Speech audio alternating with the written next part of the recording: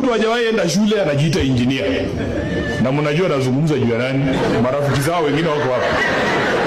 Wewe ni engineer mgani bwana? Ma-engineer ndio hawa.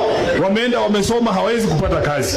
What sort of society have we built? A society where there is no meritocracy. Ati kama haujui mtu, hatuwezi kupewa kazi. Nimesikia mwingine akisema hapa ati sijui niseme nini, nani apewe nini. Si apewe tu kama anafaa apewe. Kwa nini lazima niseme? Yaani mpaka niimbe hiyo lugha mnataka niimbe ndio baba yangu huyu apewe promotion kwa ministry, sio sifanyi.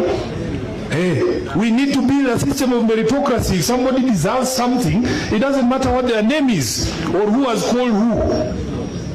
It doesn't matter. So those of us, mkiona wengine tunaongea hivi, mwalimu amekuwa hapa anasema niliwatetea wakapata pesa yao. Hii serikali hii yenye iko hii ya Ruto inatufanyisha sisi kazi ngumu sana. Kila siku nikiamka kuna watu ya kupigania.